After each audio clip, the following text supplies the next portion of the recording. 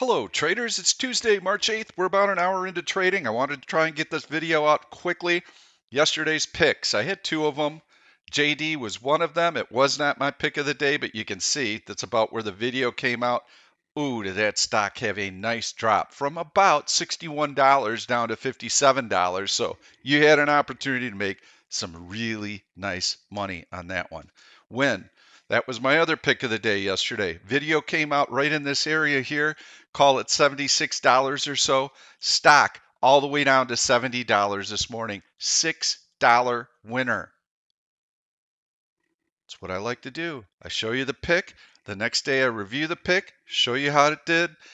Right now we are in a short-term swing trading environment, meaning that you can hold swing trades overnight, but you do not want to hang on to them for a week or so just because the market is so dang volatile. Yesterday, I had mentioned to you that we were likely in a bearish trend day. Again, video came out right in here. Look at the sell-off that we had the rest of the day. That was an excellent call. It's because all my market indicators were telling me that the market was very, very weak. So let's take a look at what's happening today.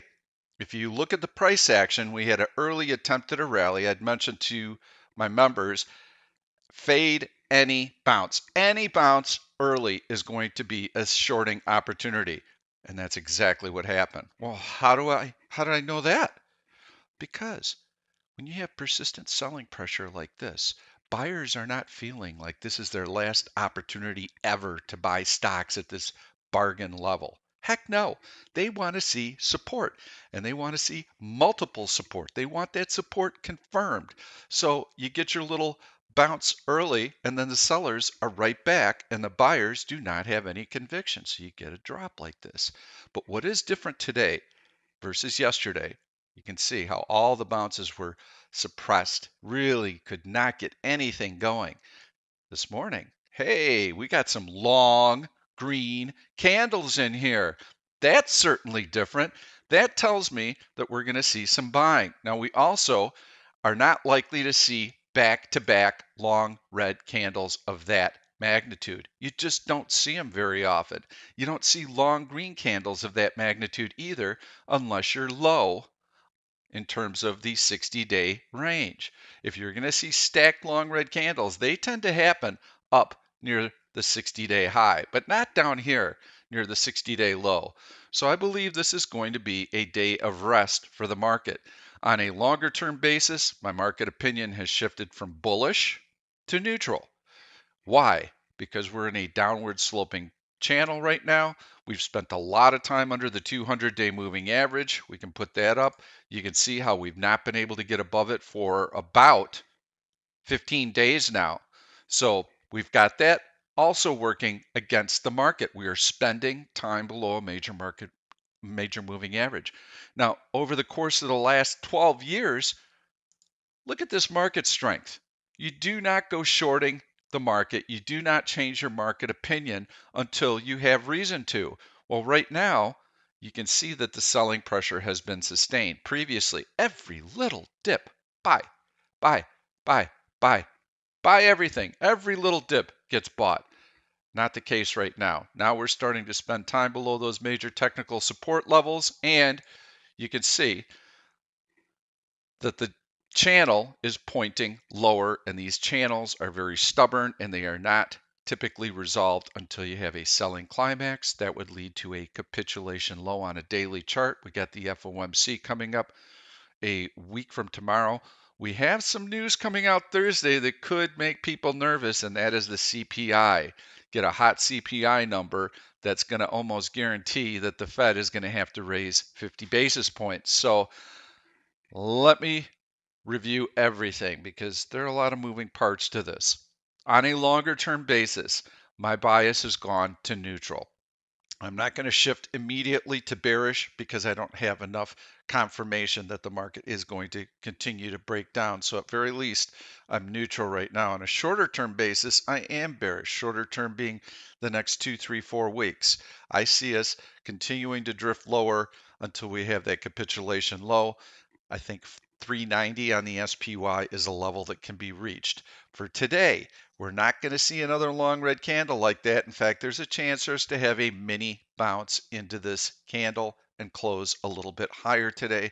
And I believe that, number one, because of the price action that I've seen so far today. Number two, because you don't tend to see long red candles back to back like that. And number three, one of the issues that I've been watching is the banking system in Europe, and we're seeing big European banks get absolutely annihilated, like Deutsche Bank. Look at that sell-off. They have a very weak balance sheet. They got a lot of garbage on their balance sheet. Credit Suisse bouncing a little bit. All the European banks are bouncing. So what? Big deal. What does that mean, Pete? Does that mean I got to go buy European banks right now? No. That means that at least for today, Tuesday, not for the rest of the week, but for today, there's a little bit of a reprieve. We're seeing a little bounce in the financials. That should pave the way for a little move higher in the overall market. So those are the things that I'm watching so far today. So I'm going to give you a bullish pick. So let's go in and take a look at some stocks. I'm going to go right to the top of my heavy buying list. Caterpillar. This is a stock that I highlighted early in the chat room. I believe about half an hour into the open. Love it. Look at this gap higher through the major moving averages, through the 100-day, through the 50-day moving average. We can overlay the 200-day as well. You can see we're through that. Beautiful. I think Caterpillar is going to continue to move higher. That is your pick of the day. It'll be the first thing that I review tomorrow. So very, very quick recap on the market. I am more bearish than I am anything right now because I'm neutral longer term, shorter term. I am bearish. I believe that the market's going to continue to head down until we see that big capitulation low. But just for today, I'm going to be taking advantage of a very strong stock. Why is Caterpillar so dang strong right now anyway? Well, Caterpillar sells equipment to miners. They mine for precious metals. They mine for ore. Those prices are all higher.